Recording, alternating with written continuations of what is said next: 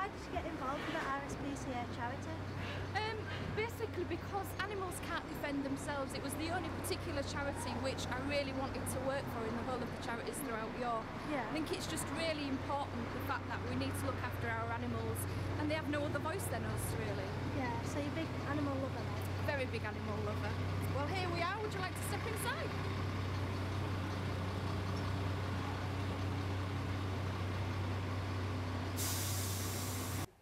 How does the charity shop fit in with the RSPCA structure?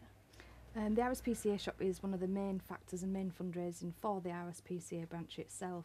Without the shop and without its money, we'd probably have to close the animal home.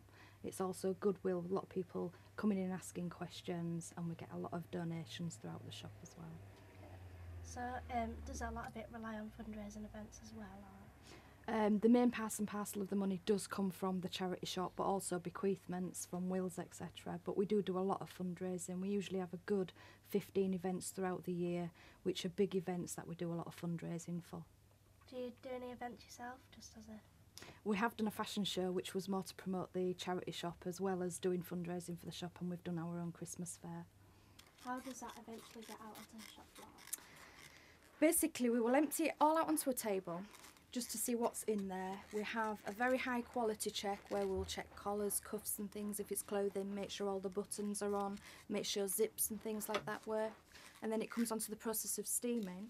Everything's steamed basically to deodorise the item, but also to make it look very neat and tidy and take all the creases out. Then it's put forward to the girls and they'll price the item before it's put onto the shop floor.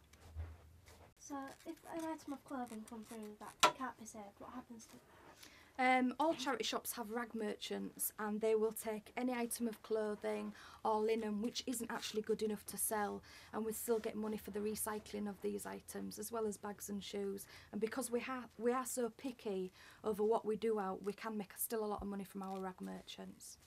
Does the same apply for clothing that does go out on the racks?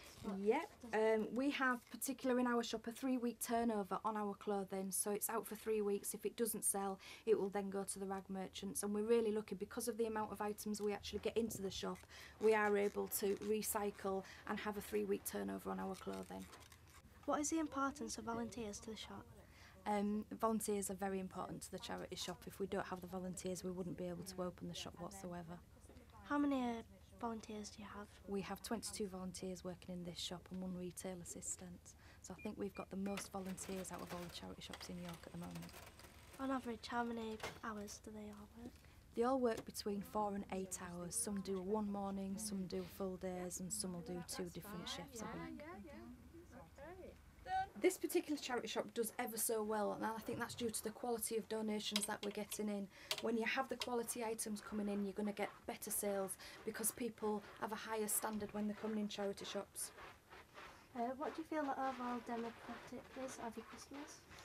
It varies from the age of 15 up to 85. You can't basically give an age limit on people shopping in charity shops. At the moment it's a lot of students because they're coming in. We've got some quality vintage items.